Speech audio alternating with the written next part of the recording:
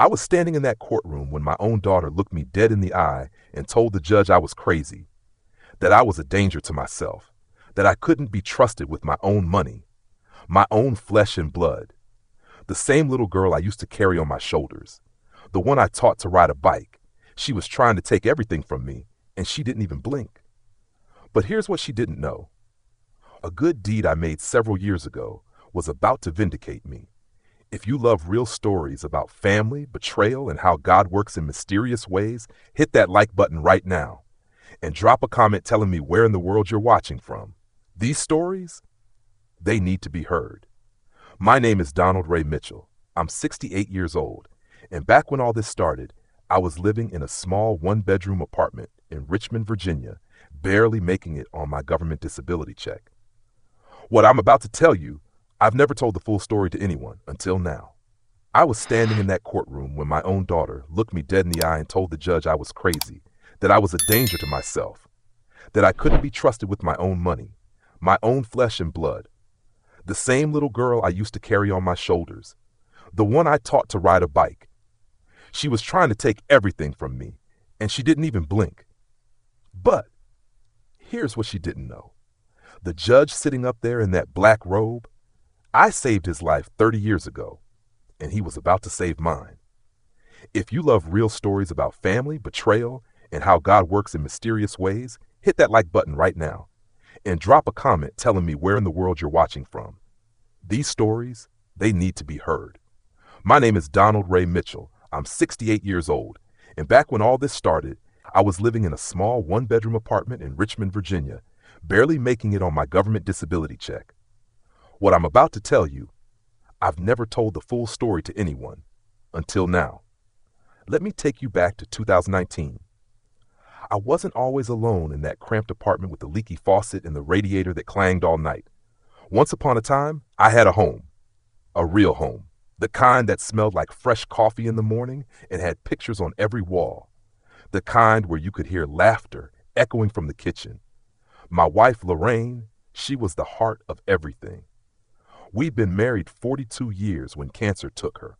42 years. That woman could make a meal out of nothing and turn our little house into a palace. She had these hands, man, gentle but strong.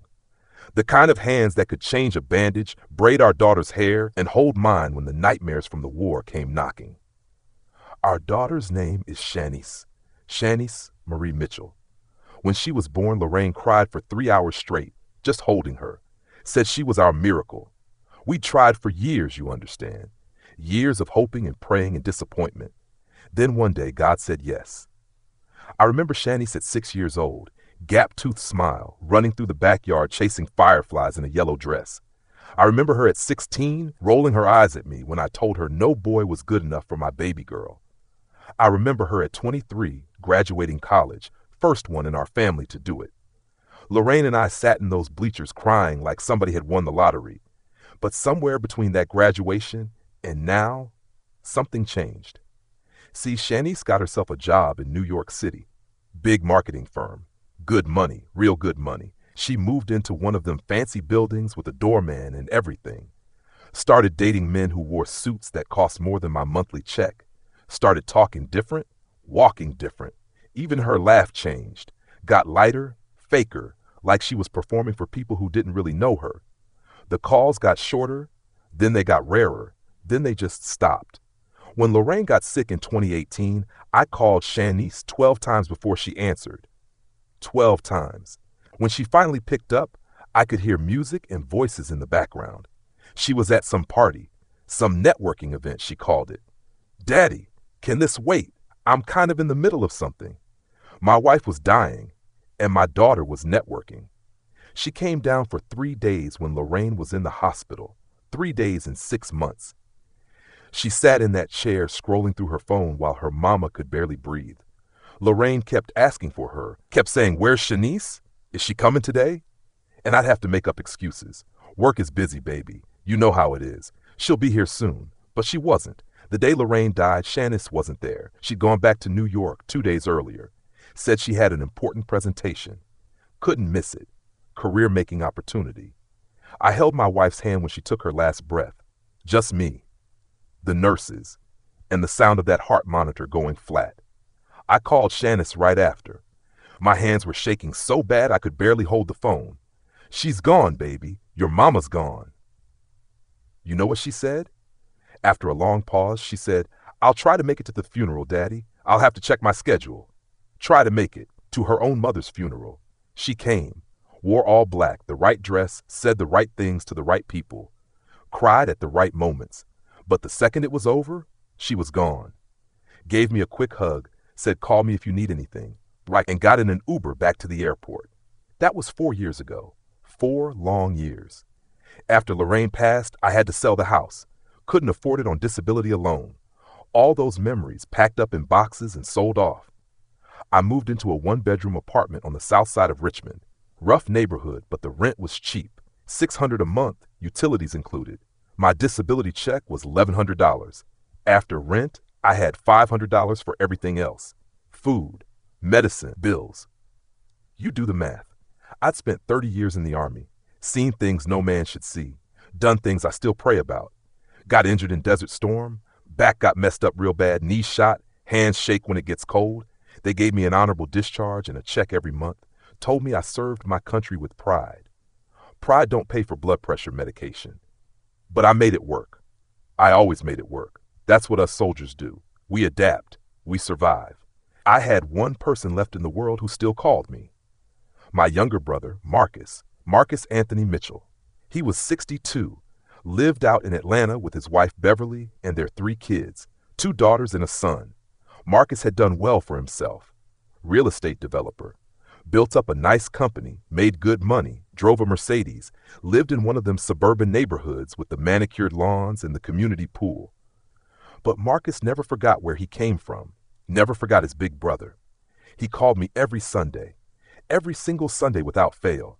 We'd talk for hours about everything and nothing, about Mama and Daddy, God rest their souls, about the old neighborhood, about how the world was changing and we were getting old. "Don, you need to come visit," he'd always say. "Beverly's asking about you. The kids want to see their Uncle Donald." "Soon, Marcus. Soon as I get some money together for the ticket." We both knew I didn't have money for a ticket, but he never made me feel small about it. That's the kind of man my brother was. Marcus had tried to send me money a few times. I always sent it back. Pride, I guess. Stupid pride. The kind that keeps a man hungry but dignified. "I ain't no charity case," I told him once. "You're my brother," he said. "Ain't nothing about charity. It's love." But I still couldn't take it.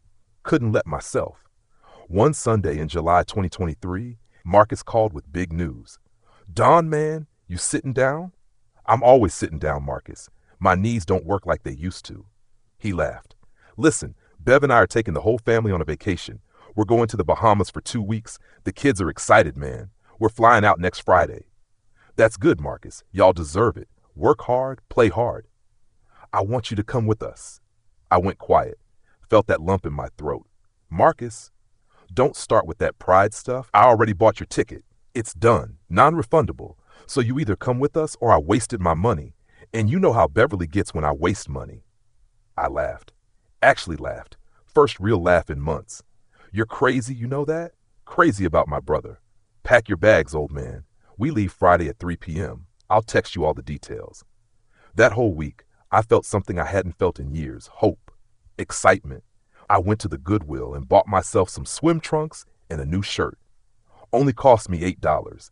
I packed my little suitcase, the same one I'd had since Lorraine and I went to Myrtle Beach in 1998. I was going to see my brother, going to spend time with family, going to see the ocean.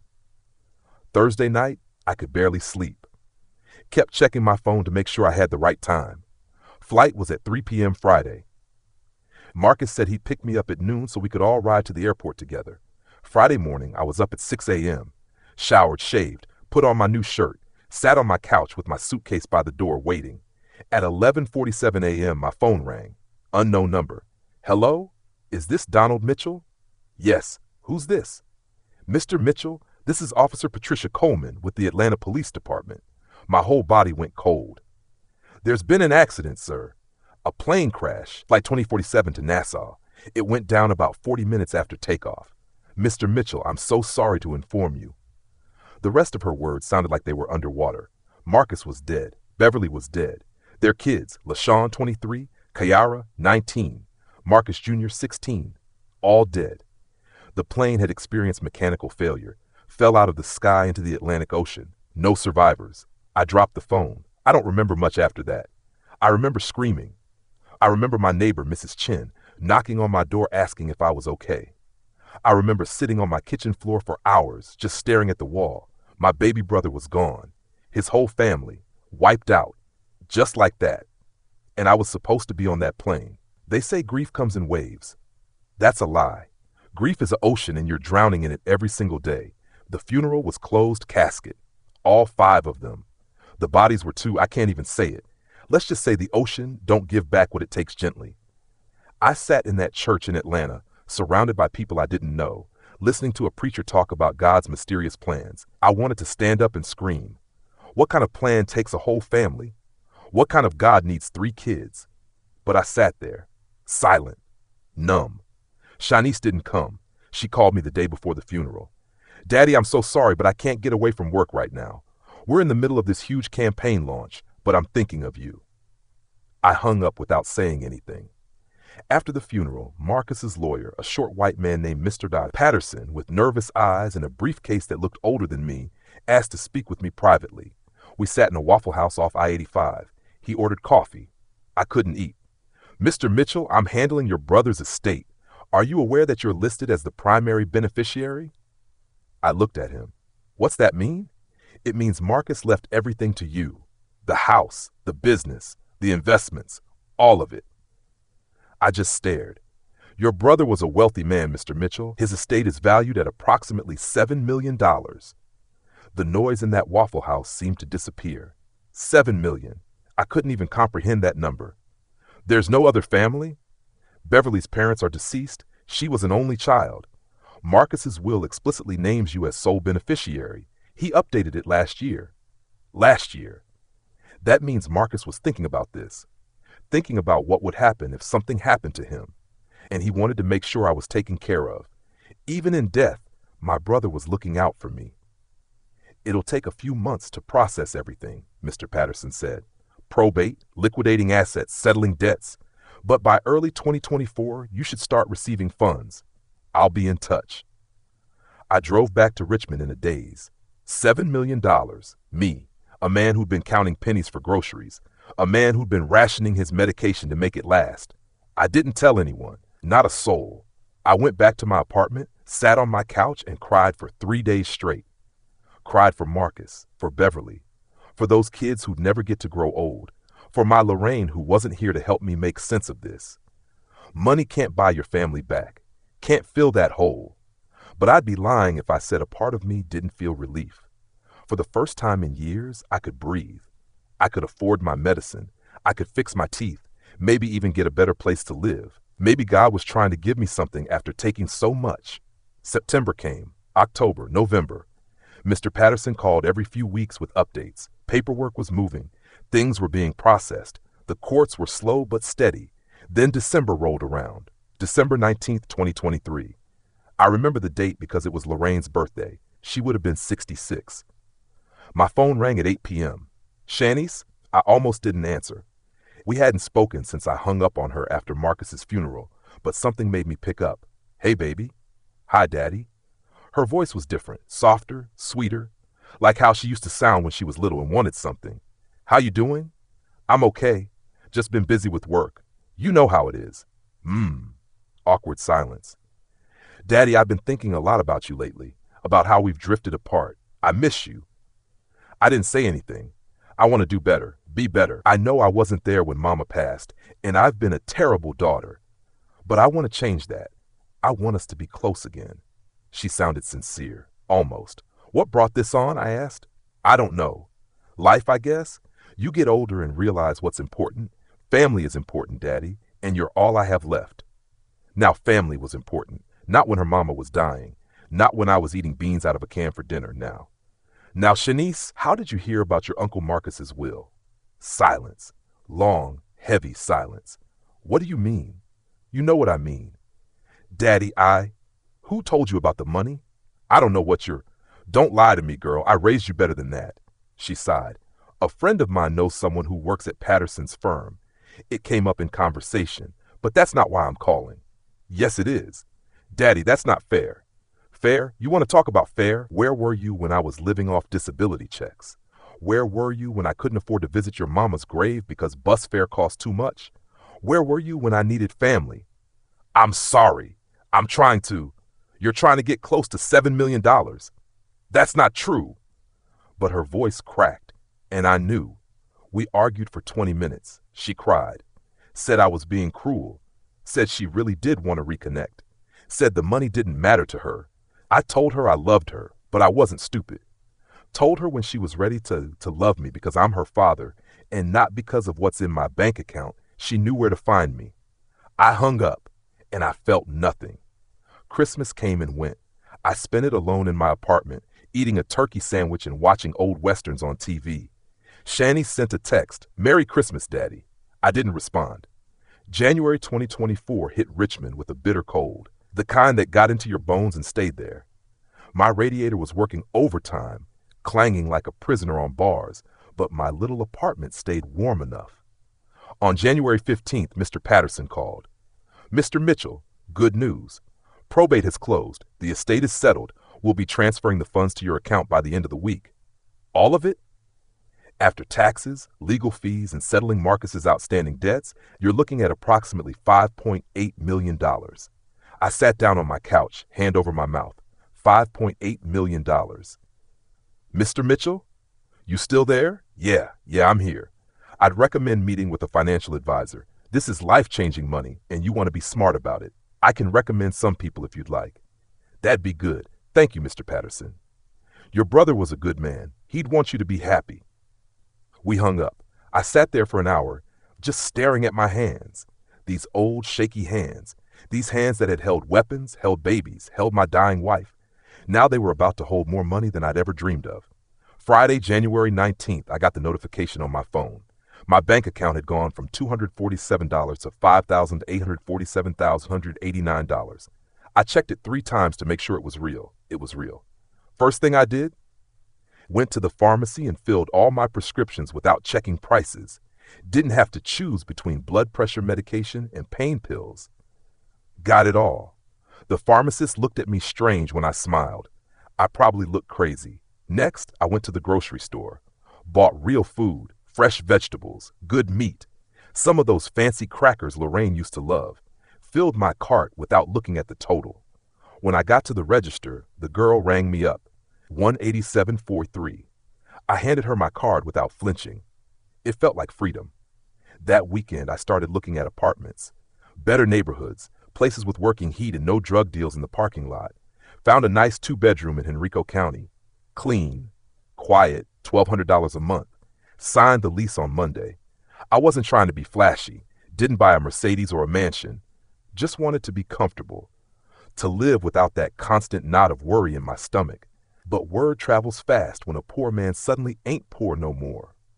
By late January, my phone started ringing. Shanice called every other day, sometimes twice a day, leaving voicemails about how she missed me, how she wanted to visit, how she'd been doing a lot of self-reflection. I didn't call back. Then her messages changed tone. "Daddy, it's me again. Look, I know you're upset, but we need to talk. You've come into a lot of money and I'm worried about you.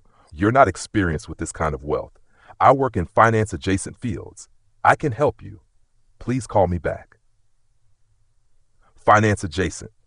That's what she called marketing now. Early February, she showed up. I just moved into my new apartment, was unpacking boxes when someone knocked on my door. I looked through the peephole. My heart did something complicated. Part of me wanted to hug her. Part of me wanted to slam the door. I opened it. "Hi, Daddy." She looked good. Designer coat, new hair, perfect makeup. Looked like money. "Shanice, can I come in?" I stepped aside. She walked in, looking around at the boxes and furniture. "This is nice. Really nice. I'm glad you got out of that old place." "What do you want?" She flinched. "I want to talk to you. I want to see my father." "Your father's been here the whole time? You just deciding to see him now? That's not fair. Seems like you keep saying that." We sat down. She took off her coat, folded it carefully, practicing her words. "Daddy, I know I haven't been the daughter you deserved. I know I wasn't there when Mama died. I know I let work consume me. And I'm sorry. I'm truly sorry. She looked sorry. I'll give her that. Eyes were wet. Voice was shaky. But I'm here now, and I want to make things right. I want us to be a family again. And I am worried about you. This money, it's a lot. People are going to come after you. Scammers, opportunists. You need someone you can trust looking out for you. There it was. Someone I can trust? I said slowly. Yes. Family. Me. You want to manage my money. I want to help you protect it. There's a difference. Is there? She shifted in her seat, getting frustrated. Why are you being like this? I'm trying to help you. Because help comes with a price, baby girl. And I'm just trying to figure out what yours is. I don't have a price. I'm your daughter. Then act like it, not like my accountant. She stood up, grabbed her coat. You know what? Fine. Be stubborn. Throw away your only family because you're too proud to accept love. But when people start taking advantage of you, don't say I didn't warn you. She walked to the door, stopped, turned around. Mama would be disappointed in you right now. And she left. That sentence hit me harder than anything else she'd said. I sat there for a long time after she left, wondering if she was right. Would Lorraine be disappointed? Would she tell me to forgive Shanice, to let her back in? Maybe. But Lorraine also taught me to spot a lie. And everything about Shanice felt like one. 3 weeks went by. Radio silence from Shanice. I'd hired a financial advisor like Mr. Patterson suggested. Good man named Charles Rodriguez, about 50 years old, had been managing wealth for 25 years. He sat me down and explained everything in plain English. How to protect my money, how to invest smart, how to make it last. Mr. Mitchell, with conservative investments, you'll never have to worry about money again. You can live comfortably on the interest alone. That's all I wanted. Comfort, security, peace. I'd also been thinking about doing something meaningful with the money. Marcus had loved kids, loved helping people. Maybe I could set up a scholarship in his name, help young people go to college, something that would make his life matter beyond the tragedy. Early March, my phone rang. Unknown number. I almost didn't answer, but something told me to. Is this Donald Mitchell? Young male voice. Confident. Too confident. Who's asking? My name is Trevor. Trevor Morrison. I'm Shanice's boyfriend. I went quiet. Didn't know she was seeing anyone serious. Last I heard, she was dating some banker named Chad or Brad or some other name that sounded like money. Okay. Look, Mr. Mitchell, I'm going to be straight with you. Shanice cares about you, a lot. She's been really hurt by how you've been treating her. Is that right? Yeah, and as someone who loves your daughter, I feel like I need to step in here. Step in. You're being unreasonable. She's trying to help you, and you're pushing her away. That's not right, man. That's not how family acts. The disrespect. Calling me man like we were equals, like he had any right to tell me about family. Son, I don't know you. Don't know what Shanice told you, but what's between me and my daughter is between me and my daughter. See, that's where you're wrong. She's going to be my wife soon. That makes you my family too. And family looks out for each other. You proposing? Planning to. Soon as I get the ring she deserves. Translation, soon as I get my hands on some of your money. Mr. Mitchell, here's the thing. Shanice and I have been talking. We're worried. You're an elderly man, living alone, managing millions of dollars with no experience. That's a recipe for disaster. I got an advisor you just met, someone who could be scamming you right now. But Shanice, she's your blood. She'd never hurt you. I laughed. Couldn't help it. You believe that? I know that. Look, we want to help. Let us manage things, set up a trust, make sure the money's protected. You can still access it whenever you want, but there'd be oversight, professional oversight. We'd keep you safe. From who? From people who want to take advantage of you. People like you? He paused. That's not fair. There was that word again. Fair. I appreciate the call, Trevor, but I'm good. Tell Shanice I'm good. And tell her when she's ready to love me without trying to get a cut of my money, she know where I am. Mr. Mitchell, I hung up, sat there shaking, not from fear, from anger. The audacity of this boy, this stranger, calling me about my money like he had a right. That night, I couldn't sleep, kept thinking about Shanice, about the little girl who used to crawl into my lap and fall asleep during church, about the teenager who cried in my arms when her first boyfriend broke her heart. about the young woman who graduated college and made us so proud. Where did I lose her? Or did I ever really have her at all? 2 days later, I got an email. Subject line, final warning. I opened it. It was from Trevor's email address. Mr. Mitchell, we tried to handle this civilly. We tried to help you, but you've left us no choice. If you don't agree to transfer the inheritance into a supervised trust managed by Shanice with myself as co-trustee, we will be forced to take legal action. We will petition the court to declare you mentally incompetent due to PTSD from your military service. We will present evidence of past violent behavior, including an incident where you threatened an innocent woman with a deadly weapon. We will prove that you are a danger to yourself and others, and that the money needs to be protected from your poor judgment. You have 1 week to respond. If we don't hear from you, we're filing paperwork. This is business, not personal. Trevor Morrison. I read it 3 times. They were going to sue me. My own daughter was going to try to take everything. And they were bringing up the incident from 1993. The thing with that woman, Mrs. Palmer. The schizophrenic lady who'd accused me of threatening her with a gun when I'd never even seen her before in my life. Police had investigated, found nothing, cleared me completely. But they were going to use it against me. I called my financial advisor, Charles, told him what was happening.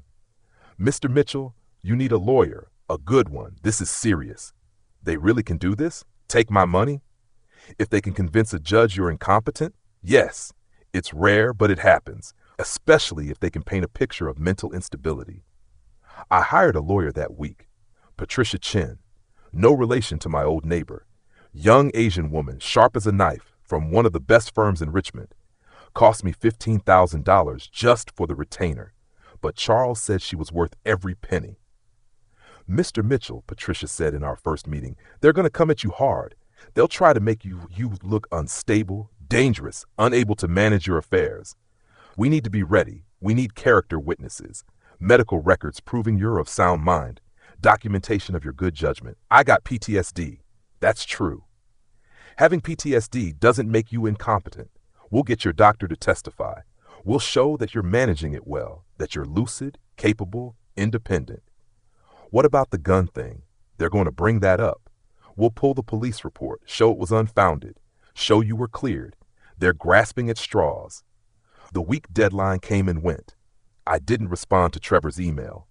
3 days later, I got served papers at my apartment.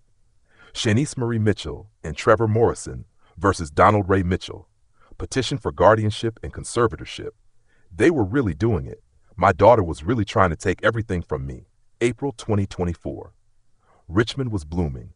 Dogwoods everywhere. Sky so blue it hurt to look at. And I was sitting in my living room, staring at a court summons. The hearing was set for April 23rd. Judge Harold Johnson presiding. Patricia had prepared me, told me what to expect, said they'd try to make me look confused, angry, unstable, said I needed to stay calm no matter what they said, show the judge I was in control, answer questions directly, don't ramble, don't get emotional, just be yourself. What if myself is angry? She smiled. Channel it, use it, but don't let it use you. The days leading up to the hearing felt like walking to my own execution. I couldn't eat, couldn't sleep, kept running through scenarios in my head. What if the judge believed them? What if I lost everything? What if Shaughness actually won? The night before court, I sat in my apartment looking at old photo albums, pictures of Shaughness as a baby, as a little girl, her elementary school graduation, her college graduation, her and Lorraine laughing in the kitchen.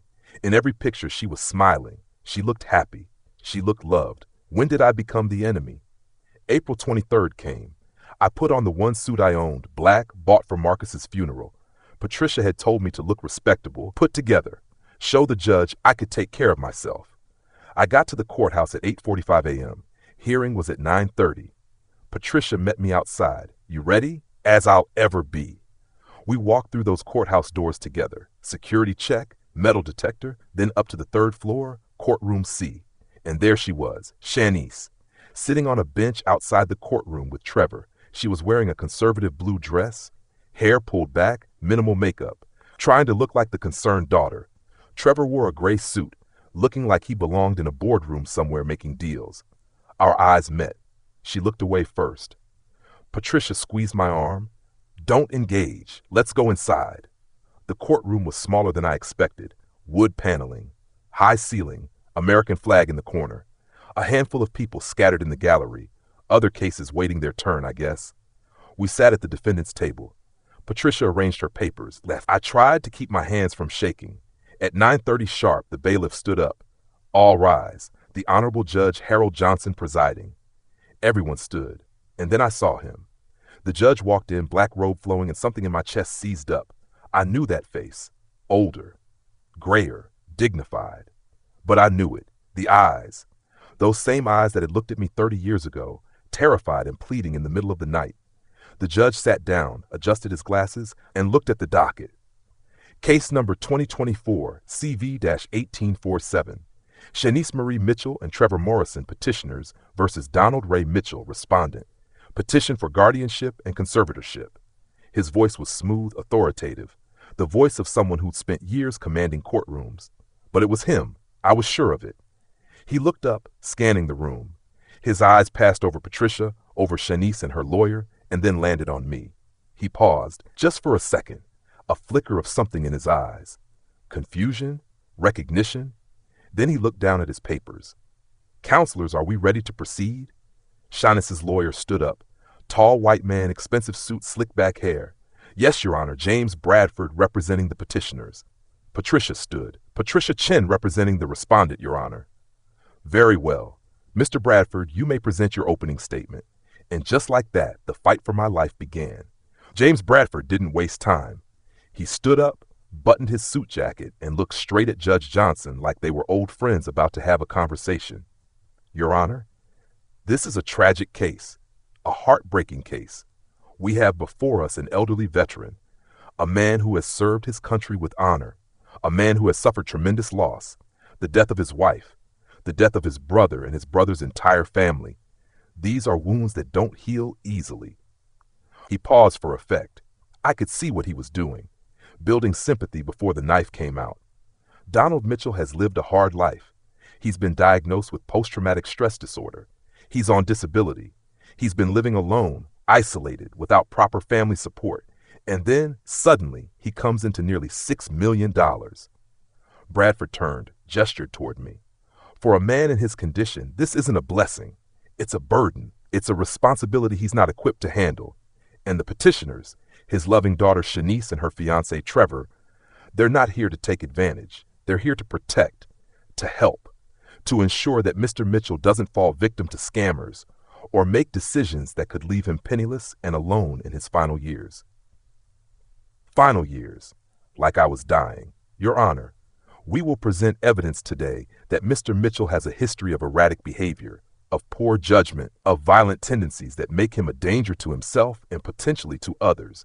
We will show that he needs supervision, that he needs family who love him to step in and ensure this inheritance is protected.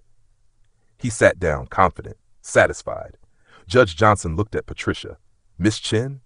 Patricia stood, and when she spoke, her voice was calm but strong. Your Honor, what we have here is not a man who needs protection from himself. What we have is a case of financial elder abuse. Mr. Mitchell is 78 years old. 68, I corrected quietly. She smiled. I apologize. 68 years old. Sharp, lucid, independent. He has hired a reputable financial advisor. He has moved into safe housing. He has made sound decisions with his inheritance.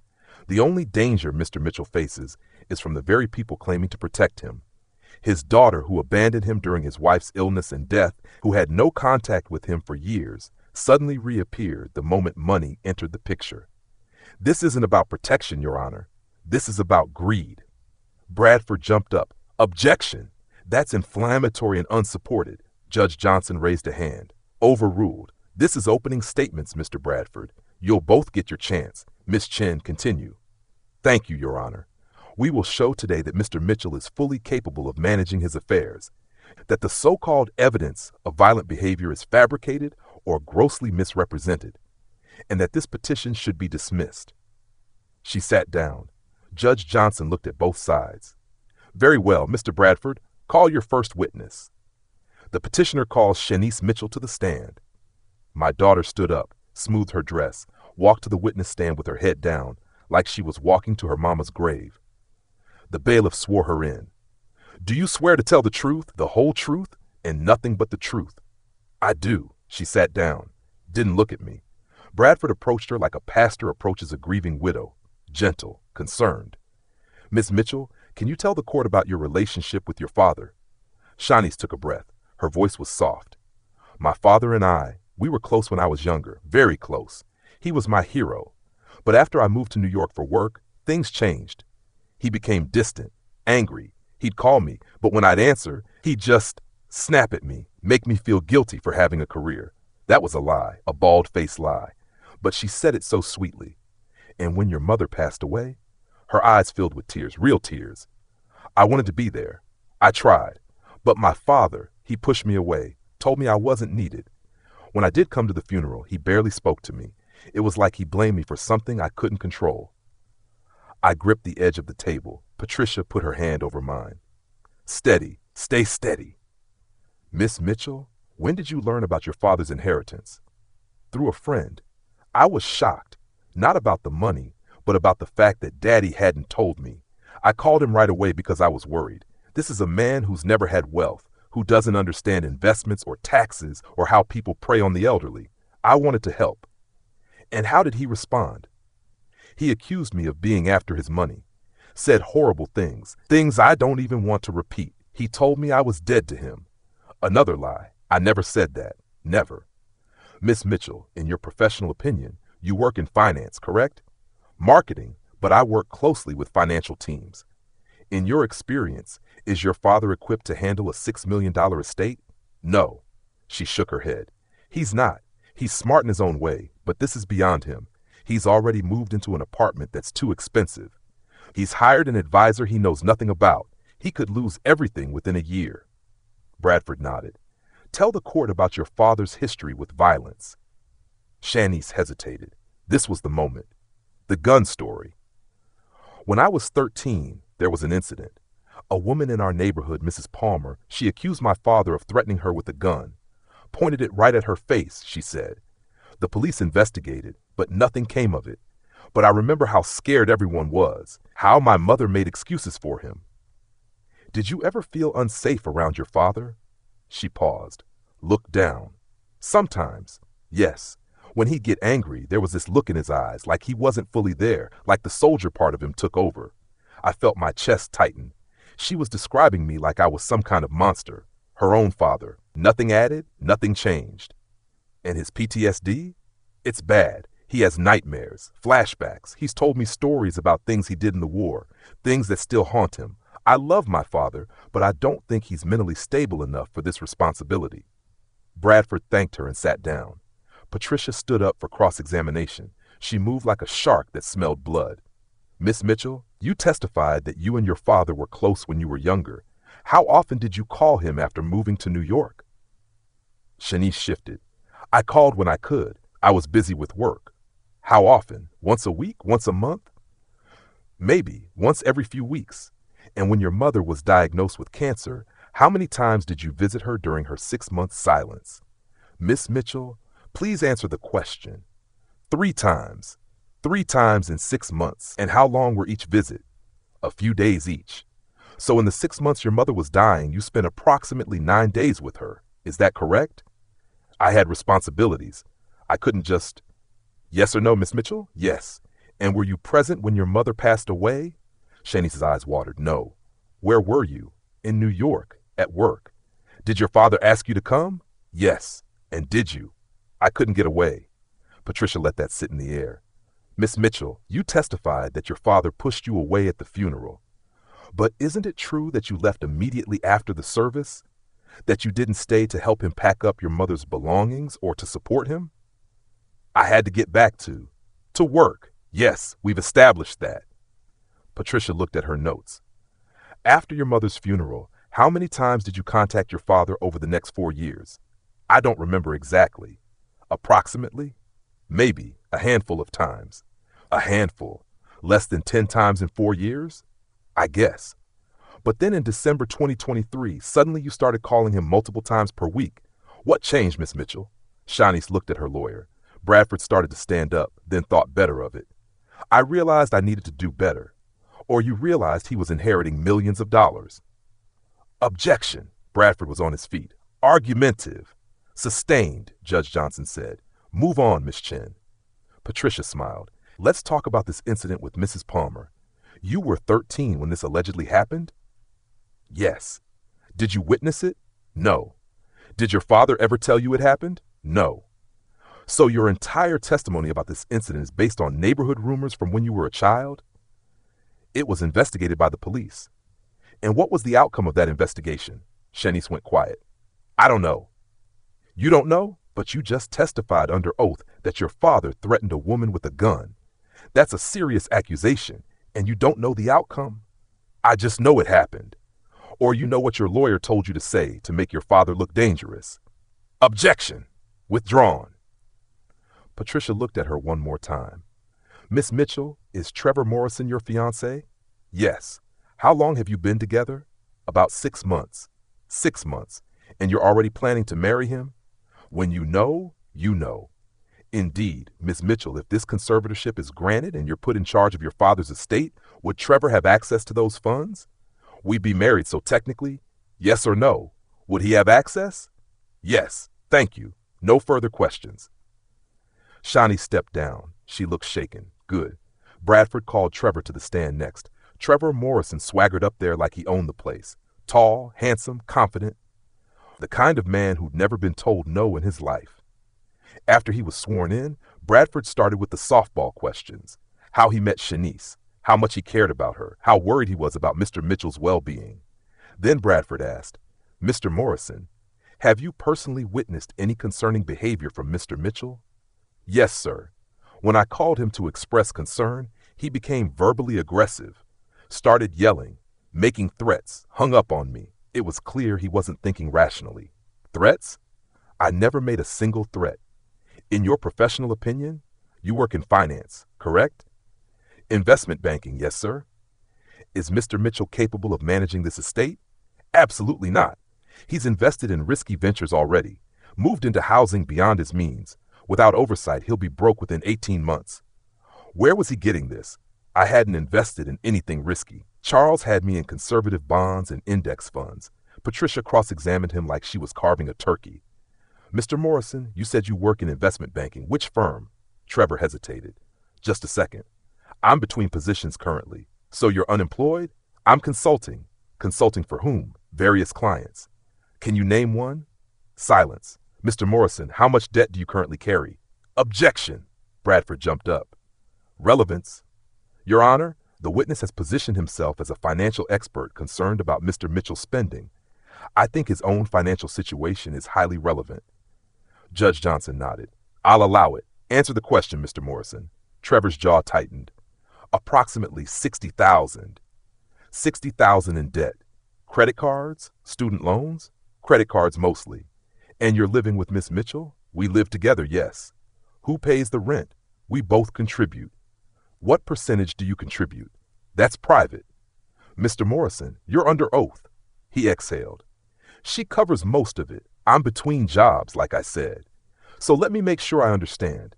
You're an unemployed man with $60,000 in debt, living off your girlfriend, and you're asking this court to give you access to her father's $6 million estate. Is that accurate? I'm trying to help protect. Yes or no, Mr. Morrison? That's not how I'd characterize it, but it's factually accurate, isn't it? He didn't answer. No further questions. Trevor stepped down looking like someone had punched him in the stomach. Judge Johnson looked at the clock. We'll take a 15-minute recess. During the recess, Patricia pulled me into a side room. You're doing great, she said. Just stay calm. They're falling apart. That judge, I said, I know him. She looked up. What? Judge Johnson. I know him. From a long time ago. Donald, that's not. We can't bring that up unless it's relevant to the case. You can't try to influence. I'm not trying to influence anything. I'm just telling you. I knew him when he was 19 years old. How? So I told her. Told her about the night in 1994, about the attempted carjacking, about the scared kid who'd begged me not to call the cops, about how I'd let him go. Patricia stared at me. That was him? I'm almost certain. Does he recognize you? I don't know. Maybe. He looked at me strange when he came in. She thought for a moment. Let's not mention it unless we have to. If he recognizes you, he'll recuse himself. We don't want that. We're winning. We walked back into the courtroom. Judge Johnson returned to the bench. Mr. Bradford, call your next witness. Your Honor, we'd like to present documentary evidence regarding Mr. Mitchell's mental state and history of violence. Bradford approached with a folder. He submitted police reports, medical records, everything they dug up to make me look dangerous. Patricia objected to half of it. Judge Johnson sustained most of her objections. What was left was thin, real thin.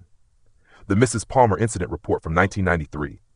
But when Patricia submitted the follow-up report, it clearly stated, investigation concluded, no evidence of wrongdoing. Complainant has documented history of mental illness and false accusations. Case closed. Bradford tried to spin it. Your Honor, the fact that an investigation was necessary at all shows. Judge Johnson cut him off. Mr. Bradford, a closed case with no charges is not evidence of anything except that no crime occurred. Move on. They submitted my PTSD diagnosis, my disability determination. Patricia countered with recent medical evaluations from my doctor, Dr. Sharma, stating I was of sound mind, managing my condition well, fully competent. After an hour of this, Judge Johnson looked tired. Mr. Bradford, do you have any actual evidence that Mr. Mitchell is currently incompetent? Not that he has PTSD, which half the veterans in this country have. Not that he was investigated for something 30 years ago and cleared. Actual evidence of current incompetence? Bradford shuffled papers. Your Honor, the totality of the circumstances. That's not evidence. That's a phrase lawyers use when they don't have evidence. Miss Chen, do you have witnesses? Patricia stood. Yes, Your Honor. We call Charles Rodriguez. Charles took the stand. Professional, composed, credible. He explained how he'd worked with me, how I'd asked thoughtful questions, how I'd made conservative, intelligent decisions. Mr. Mitchell is one of the most careful clients I've ever had, Charles said. He's not trying to get rich quick. He's not making risky investments. He just wants security, stability. That's not incompetence. That's wisdom. Bradford tried to shake him on cross-examination, but couldn't. Next, Patricia called Dr. Sharma. She was a small Indian woman, maybe 50, with kind eyes and a sharp mind. She'd been treating me for 2 years. Dr. Sharma, in your professional opinion, is Mr. Mitchell capable of managing his own affairs? Absolutely. Mr. Mitchell has PTSD, yes, but it's well managed. He takes his medication. He attends therapy. He's insightful about his condition. There's no evidence of cognitive decline, impaired judgment, or any mental incapacity. Have you observed any violent tendencies? None whatsoever. Mr. Mitchell is gentle, thoughtful, and remarkably kind given everything he's endured. Bradford's cross-examination was desperate. But doctor, couldn't his PTSD cause sudden outbursts, flashbacks? It could, theoretically, but it doesn't. I've never seen Mr. Mitchell have an episode of any kind. But it's possible? Anything is possible, Mr. Bradford. It's also possible you'll develop a mental illness tomorrow. Possibility isn't evidence. A few people in the gallery laughed. Judge Johnson suppressed a smile. No further questions, Bradford muttered. Finally, Patricia called me to the stand. I walked up there with my heart pounding. The bailiff swore me in. I sat down and looked at Patricia. Mr. Mitchell, tell the court about your relationship with your daughter. I took a breath. I love Shanice. Always have. Always will. But love doesn't make you blind. After her mama died, Shanice disappeared from my life. I understood. She was busy, had her career. But when I needed her, she wasn't there. And then when I got this inheritance, suddenly she came back. That's not love. That's something else. No changes, no omissions, no additions. What do you believe motivated this petition? Money. Plain and simple. Shanice sees $6 million and thinks it should be hers. Maybe she even thinks she deserves it, that she's entitled to it because she's my daughter. But that money was left to me by my brother Marcus. He wanted me to have security, peace. And I'm not going to let anyone take that from me, not even my own child. Do you believe you're capable of managing your inheritance? Yes, ma'am. I hired professionals. I'm being smart. I'm not buying Lamborghinis or gambling in Vegas. I just want to live my final years without worrying about rent and medicine. That's all. Bradford cross-examined me, tried to get me angry, tried to make me snap. Mr. Mitchell, Isn't it true you threatened your daughter? Told her she was dead to you? No, sir. I told her that when she was ready to love me for me and not for my money, she knew where to find me. That's different. You hung up on my client, Mr. Morrison. Yes, sir, I did. He was a stranger calling me about my money. That's disrespectful. You have PTSD. Yes, sir. You have nightmares. Sometimes. You've killed people. The courtroom went silent. I looked at him. I was a soldier, Mr. Bradford. I served in Desert Storm. I did what I was ordered to do, and I live with it every day. But that don't make me incompetent. That makes me a veteran. No further questions. I stepped down. Judge Johnson looked at both sides. Closing arguments. Bradford went first. Gave a passionate speech about family and protection and responsibility, but it sounded hollow now, like he was reading from a script he didn't believe. Patricia kept it simple. Your Honor, this case is about one thing. Does Donald Mitchell have the right to control his own life and his own money? The petitioners have presented no credible evidence of incompetence. What they have presented is a pattern of greed. Mr. Mitchell deserves better. He deserves his freedom, and I ask this court to dismiss this petition in its entirety. Judge Johnson leaned back in his chair, looked at the papers in front of him, looked at me, looked at Shanice. I'm going to take a short recess to consider the evidence. We'll reconvene in 30 minutes. He stood. Everyone stood. He left, and we waited. Those 30 minutes felt like 30 hours. I sat in the hallway with Patricia. She was on her phone, typing notes. I just sat there, hands folded, praying. Not praying to win, just praying for truth. Across the hall, Shanice and Trevor were whispering, arguing, it looked like. Her face was red. He kept gesturing with his hands. Finally, she stood up and walked away from him. Went to the bathroom. When she came out, she saw me sitting there. Our eyes met. She looked like she wanted to say something. Her mouth opened, then closed. Then she looked away and sat back down next to Trevor. The bailiff came out. Judge is ready. We filed back in. Everyone stood as Judge Johnson entered. He sat down, and we sat down. He had papers in front of him. He looked at them for a long moment. Then he looked up. I've reviewed all the evidence and testimony presented today. This case, quite frankly, should never have been filed. The petitioners have failed to meet their burden of proof by any reasonable standard. Mr. Mitchell is clearly competent, clearly capable, and clearly the victim of an attempted financial exploitation by his own family. Shanice's face went pale. The petition for guardianship and conservatorship is denied. All costs and fees shall be borne by the petitioners. Mr. Mitchell, you're free to manage your estate as you see fit. This court finds no reason whatsoever to interfere with your autonomy. He banged the gavel. I felt Patricia squeeze my arm. We won, she whispered. But Judge Johnson wasn't done. He looked at me again, that same look from earlier, studying my face. Mr. Mitchell, before you go, your face is familiar to me. Have we met before? The courtroom went quiet. I stood up slowly. Yes, sir, we have. Where? Richmond, 1994. Corner of Broad and Harrison, about 2 a.m. His eyes widened, just slightly, memory clicking into place. You tried to carjack my Ford Taurus, I said quietly. You and 3 other boys. They ran. You stayed because you weren't fast enough. Judge Johnson's hand went to his mouth. You told me it was your first time, that your mama needed medicine. You begged me not to call the police, told me you'd never do it again if I let you go. The whole courtroom was staring at us. I had a gun, I continued. Could have shot you, could have called the cops, but something in your eyes. You looked terrified but honest. So I let you walk away, told you to go home, to do better. Judge Johnson stood up. His voice was shaking. You're the man from that night. Yes, sir. You saved my life. You saved your own life, sir. You made better choices. There were tears running down his face now. This man, this dignified judge in his black robe, crying in his own courtroom. I went home that night, he said. Never told my mother what happened. Never told anyone. But I swore to God if I got a second chance, I wouldn't waste it. I finished high school, went to community college, then to university, then law school. I became a lawyer, then a judge, and every single day I thought about that man who could have destroyed my life but chose mercy instead. He looked at me like he was seeing a ghost. I never got to thank you. You just did, sir. You just did. He wiped his eyes, composed himself. This court is adjourned. He came down from the bench, walked right over to me, and hugged me. This judge hugged me in the middle of his courtroom while everyone watched. "Thank you," he whispered. "Thank you for giving me a life." When he let go, he looked at Shanice. His face hardened. "Miss Mitchell, you should be ashamed of yourself. This man is a hero. He's your father. And you tried to rob him. I hope you can live with that." She said nothing, just stood there with tears streaming down her face. Judge Johnson left. Patricia was grinning. Charles had come to watch the verdict and was shaking my hand. People were congratulating me, but I was watching Shanice. She was standing there alone. Trevor had already left, I realized. Slipped out during the revelation, left her there to face it alone.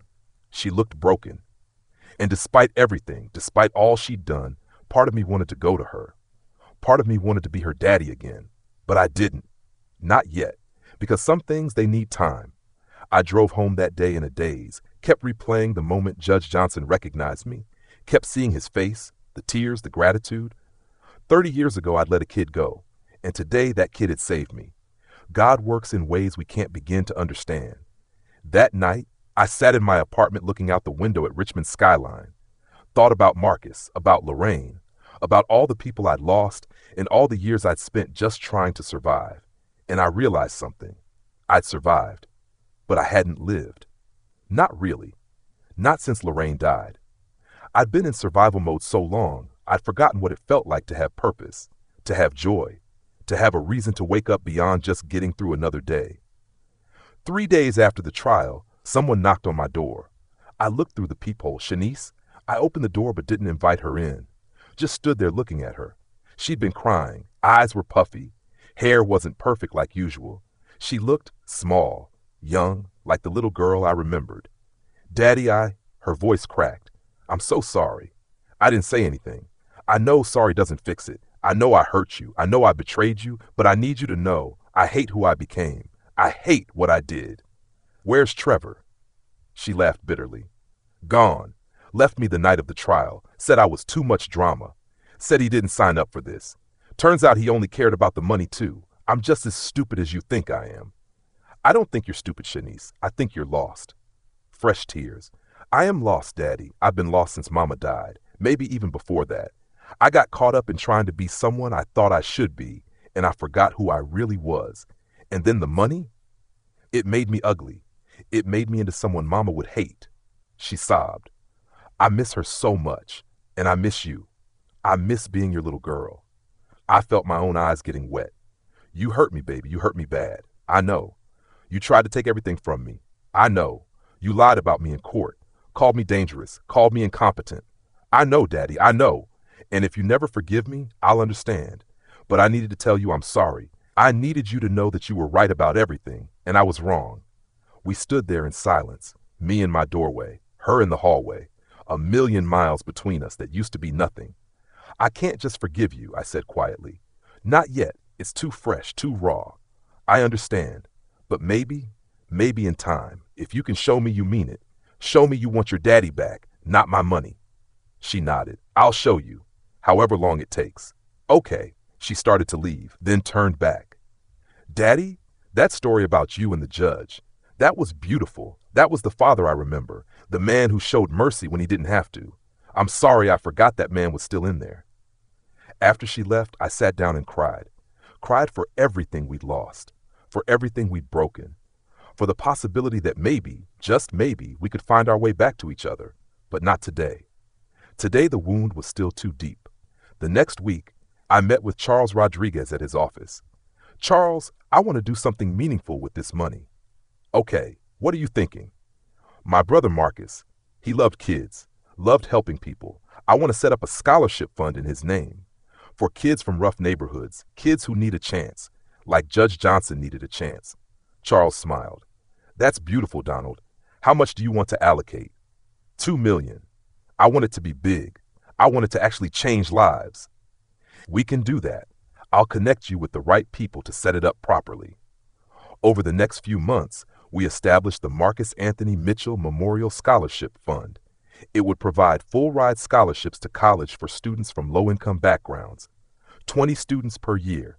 Everything paid for. Books, room and board, all of it. What do you believe motivated this petition? Money. Plain and simple. Shanice sees $6 million and thinks it should be hers. Maybe she even thinks she deserves it, that she's entitled to it because she's my daughter. But that money was left to me by my brother Marcus. He wanted me to have security, peace, and I'm not going to let anyone take that from me, not even my own child. Do you believe you're capable of managing your inheritance? Yes, ma'am. I hired professionals. I'm being smart. I'm not buying Lamborghinis or gambling in Vegas. I just want to live my final years without worrying about rent and medicine. That's all. Bradford cross-examined me, tried to get me angry, tried to make me snap. Mr. Mitchell, isn't it true you threatened your daughter? Told her she was dead to you? No, sir. I told her that when she was ready to love me for me and not for my money, she knew where to find me. That's different. You hung up on my client, Mr. Morrison. Yes, sir, I did. He was a stranger calling me about my money. That's disrespectful. You have PTSD. Yes, sir. You have nightmares. Sometimes. You've killed people. The courtroom went silent. I looked at him. I was a soldier, Mr. Bradford. I served in Desert Storm. I did what I was ordered to do, and I live with it every day. But that don't make me incompetent. That makes me a veteran. No further questions. I stepped down. Judge Johnson looked at both sides. Closing arguments. Bradford went first, gave a passionate speech about family and protection and responsibility, but it sounded hollow now, like he was reading from a script he didn't believe. Patricia kept it simple. Your Honor, this case is about one thing. Does Donald Mitchell have the right to control his own life and his own money? The petitioners have presented no credible evidence of incompetence. What they have presented is a pattern of greed. Mr. Mitchell deserves better. He deserves his freedom, and I ask this court to dismiss this petition in its entirety. Judge Johnson leaned back in his chair, looked at the papers in front of him, looked at me, looked at Shanice. I'm going to take a short recess to consider the evidence. We'll reconvene in 30 minutes. He stood. Everyone stood. He left, and we waited. Those 30 minutes felt like 30 hours. I sat in the hallway with Patricia. She was on her phone, typing notes. I just sat there, hands folded, praying. Not praying to win, just praying for truth. Across the hall, Shanice and Trevor were whispering, arguing, it looked like. Her face was red. He kept gesturing with his hands. Finally, she stood up and walked away from him. Went to the bathroom. When she came out, she saw me sitting there. Our eyes met. She looked like she wanted to say something. Her mouth opened, then closed. Then she looked away and sat back down next to Trevor. The bailiff came out. Judge is ready. We filed back in. Everyone stood as Judge Johnson entered. He sat down, and we sat down. He had papers in front of him. He looked at them for a long moment. Then he looked up. I've reviewed all the evidence and testimony presented today. This case, quite frankly, should never have been filed. The petitioners have failed to meet their burden of proof by any reasonable standard. Mr. Mitchell is clearly competent, clearly capable, and clearly the victim of an attempted financial exploitation by his own family. Shanice's face went pale. The petition for guardianship and conservatorship is denied. All costs and fees shall be borne by the petitioners. Mr. Mitchell, you're free to manage your estate as you see fit. This court finds no reason whatsoever to interfere with your autonomy. He banged the gavel. I felt Patricia squeeze my arm. We won, she whispered. But Judge Johnson wasn't done. He looked at me again, that same look from earlier, studying my face.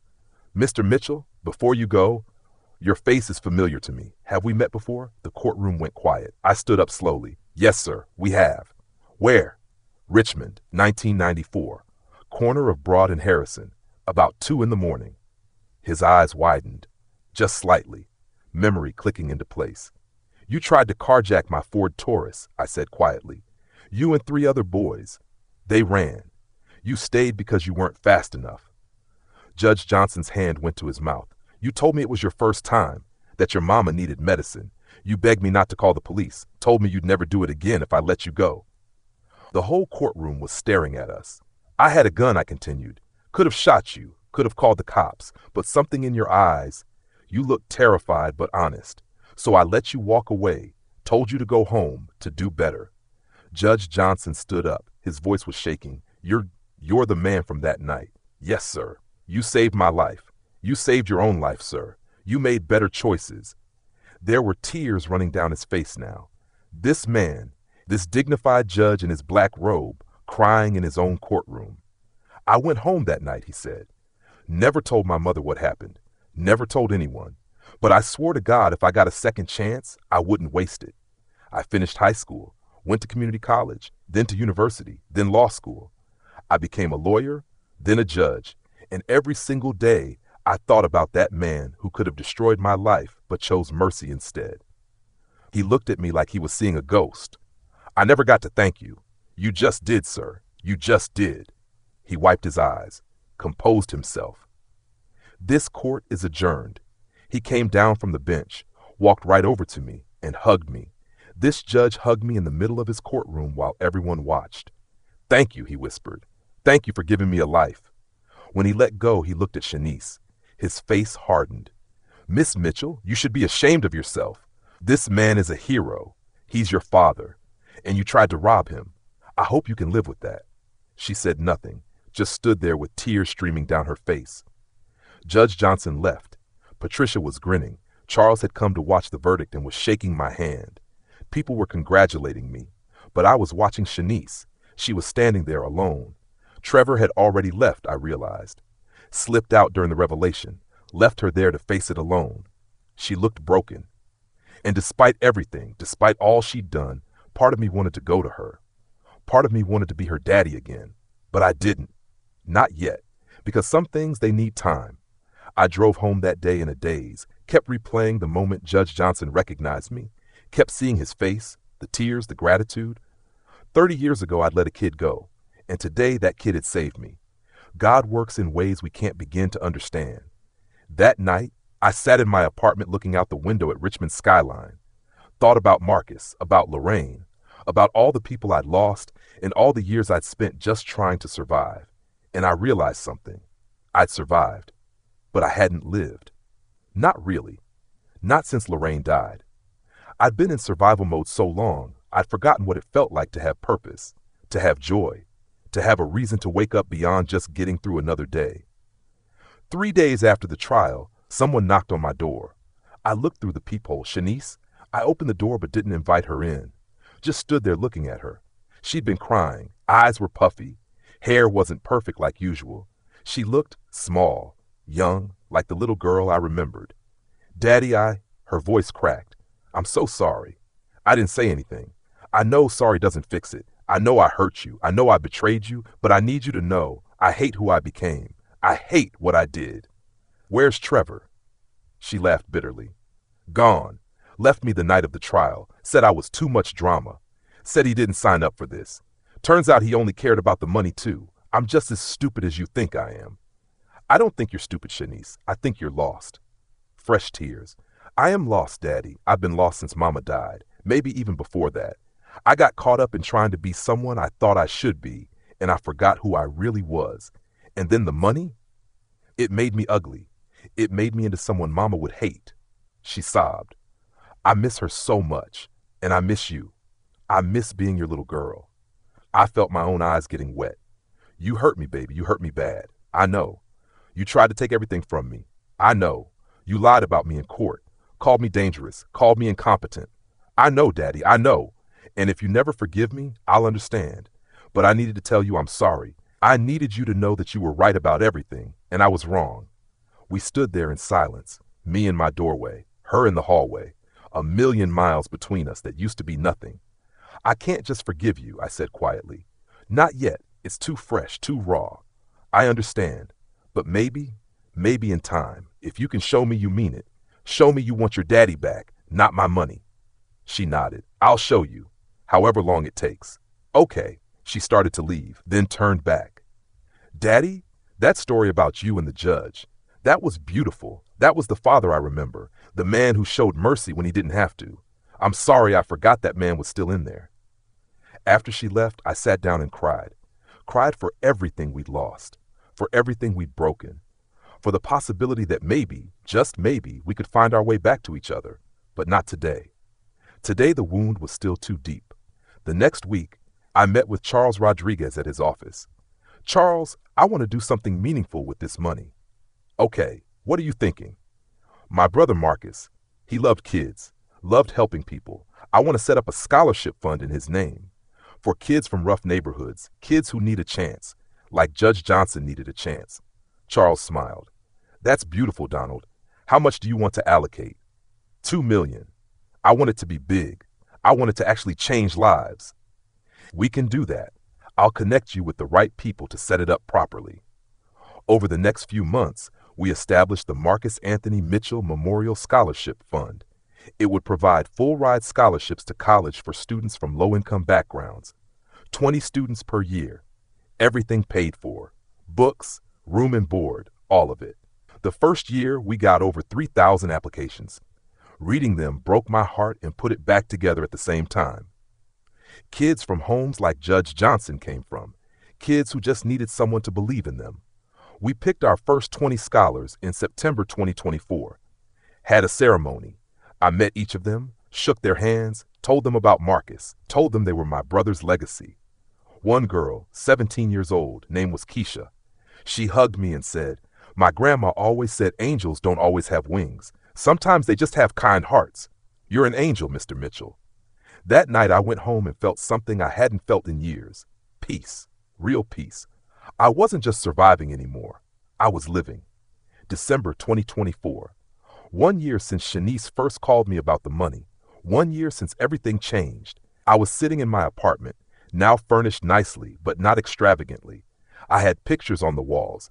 Pictures of Lorraine, of Marcus and his family, of my mama and daddy, of Shanice when she was little. I'd moved on with my life, but I hadn't forgotten, couldn't forget. These people, they were part of me. My phone rang. Shanice. She'd been calling once a week since April, not asking for anything, just checking in, telling me about her life, about how she'd left New York, moved back to Virginia, got a new job, something humbler, more real. "Hey, baby. Hi, Daddy. How are you?" "I'm good. Real good, actually." I saw the article about the scholarship fund in the Richmond Times. "Daddy, it's amazing. Uncle Marcus would be so proud." "I hope so. I know so." Silence. Comfortable silence. The first comfortable silence we'd had in years. "Daddy, I know I don't deserve it, but would you want to have dinner with me? Nothing fancy, just dinner, at Mama's favorite restaurant, the little Italian place on Carey Street." I thought about it. Part of me was still hurt, still guarded. But another part of me, a bigger part, was tired of being hurt, tired of being alone. "Yeah, I'd like that." "Really?" "Really. When? Tonight? Tomorrow? Whenever you're ready." "Tomorrow night, 6 o'clock. I could hear her smile through the phone. "Thank you, Daddy. Thank you for giving me another chance." The next night, I put on a nice shirt and drove to Amici's restaurant, the place where Lorraine and I had our first date 44 years ago, the place we went every anniversary. Shanice was already there, sitting at a table, looking nervous. I sat down across from her. "Hi, Daddy. Hi, baby," we ordered. Made small talk, danced around the elephant in the room. Halfway through dinner, she put down her fork and looked at me. "Daddy, I need to tell you something, and I need you to listen without saying anything until I'm done. Okay?" "Okay." I spent the last 8 months in therapy, real therapy, and I learned a lot about myself, about how when Mama died I couldn't handle it. So I ran. I buried myself in work, in the city, in things that didn't matter because facing the loss was too hard. And when I heard about the money, something broke in me. I convinced myself I deserved it. That after all the sacrifice I'd made for my career, I'd earned it. But the truth is, I was just greedy and scared. Scared of being alone like you were alone. Scared of ending up with nothing. So I tried to take what wasn't mine. She wiped her eyes. "You didn't deserve what I did. And I know I can't undo it. But I want you to know that I see it now. I see what I did. And I'm so sorry. Not because I want your money. I don't want a dime. I just want my daddy back." I reached across the table and took her hand. "I forgive you." She looked up, shocked. "What?"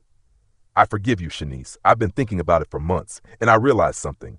Life's too short to hold grudges, too short to stay angry. Your mama, she'd want us to be okay.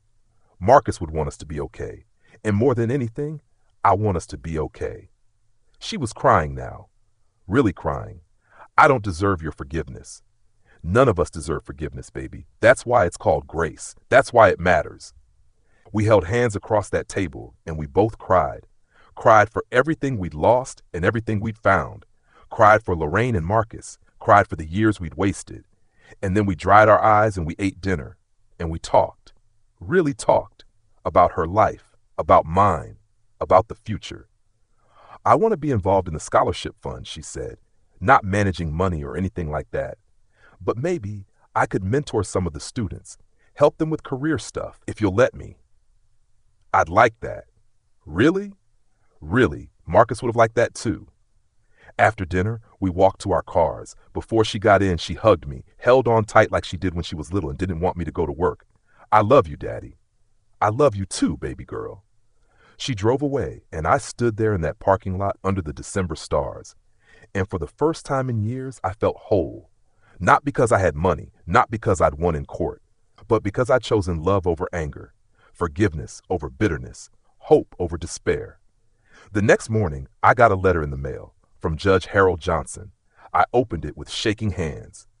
Dear Mr. Mitchell, I've been trying to write this letter for months, but every time I start, the words feel insufficient. How do you thank someone for your entire life? That night in 1994, you had every right to call the police, to press charges, to make sure I faced consequences for my actions, but you didn't. You saw something in me I couldn't see in myself. You saw potential. You saw a future worth saving. Because of you, I went home that night and changed. I stopped hanging around those friends. I focused on school.